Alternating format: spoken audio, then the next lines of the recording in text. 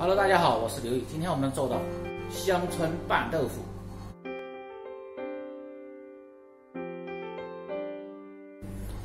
做乡村豆腐一定要选择这种新鲜的乡村，味道特别的香。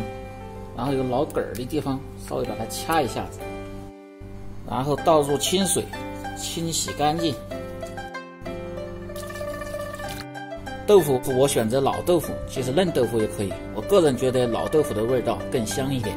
把这个豆腐要打的丁儿，就是先把片儿切薄一点，然后丁儿呢稍微打小一点，那样吃着口感更好，它更入味。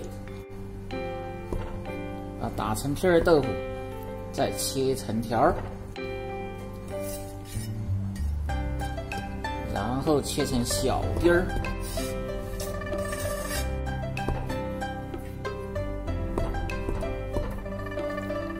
起锅烧水，放入食用盐和少许的食用油，焯去豆腐里边的豆腥味，下入锅中。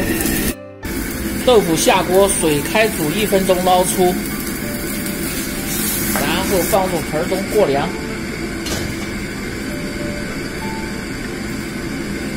然后放入清洗过的香椿，汆烫一下，汆烫1分钟后捞出。然后用凉水冲凉，然后把香椿挤干水分，切成细末。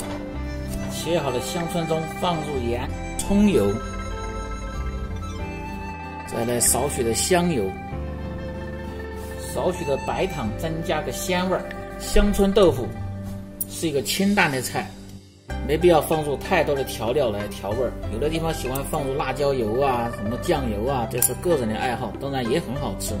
我就喜欢放入盐、少许的白糖和香油调一下，味道很鲜。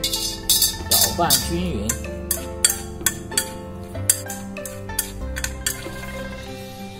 然后倒入盘中即可。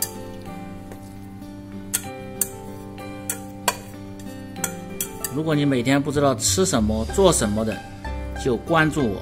香椿豆腐这样拌出来，味道非常的清香，很好吃的一个应季的小凉菜。关注头条号美食刘毅，总有一款你喜欢的美食的做法。感谢大家的支持。